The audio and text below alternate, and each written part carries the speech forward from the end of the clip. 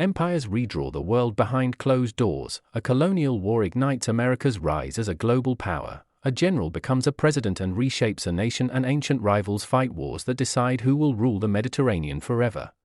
This is the 4th of February at History 365, where we explore the events that shook history on this day. We begin near the end of World War II, as the fate of the world was decided behind closed doors.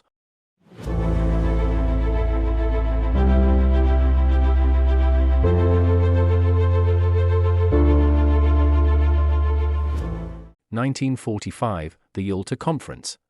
On the 4th of February, 1945, three men met. At the Yalta Palace in Crimea, Franklin D. Roosevelt, Winston Churchill, and Joseph Stalin. Germany was collapsing. Victory was inevitable.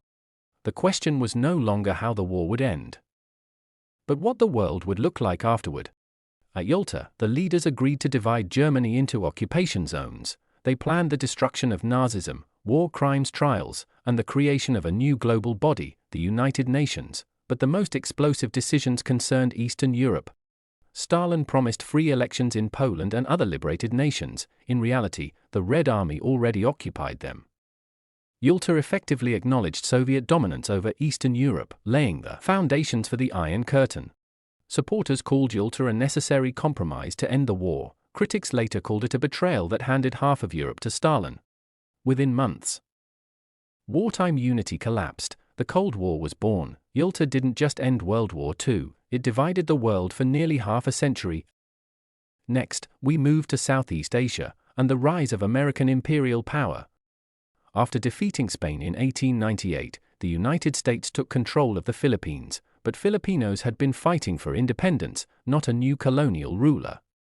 On the 4th of February, 1899, fighting erupted between American troops and Filipino revolutionaries near Manila.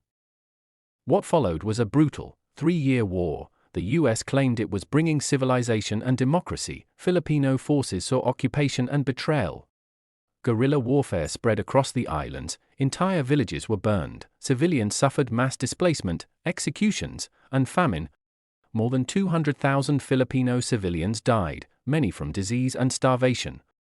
The war marked a turning point. America was no longer just a republic, it was now an overseas empire. The Philippines would remain under U.S. control for nearly half a century. Now we turn to the birth of American leadership. On the 4th of February, 1789, George Washington was unanimously elected as the first president of the United States.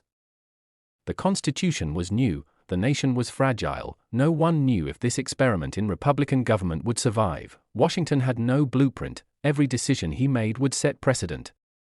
He defined the powers of the presidency, established a peaceful transfer of power, and refused to become a king, stepping down after 2 terms. In doing so, Washington gave the world something radical, a leader who chose to walk away from power. His presidency proved that a nation could be ruled by laws, not bloodlines. Finally, we travel back over 2,000 years, to ancient Rome and Carthage. On the 4th of February 218 BCE, war erupted between the Roman Republic and Carthage, beginning the Second Punic War. Carthage's greatest general, Hannibal, would soon shock the ancient world. He led his army, including war elephants, across the Alps, something Rome believed impossible. For years, Rome was pushed to the brink of destruction, entire legions were wiped out. But Rome adapted, endured, and struck back. In the end, Carthage was defeated, permanently weakened and eventually erased from history. The Punic Wars ensured Rome's dominance of the Mediterranean and cleared the path for the Roman Empire. They proved a brutal truth of history. Only one superpower survives.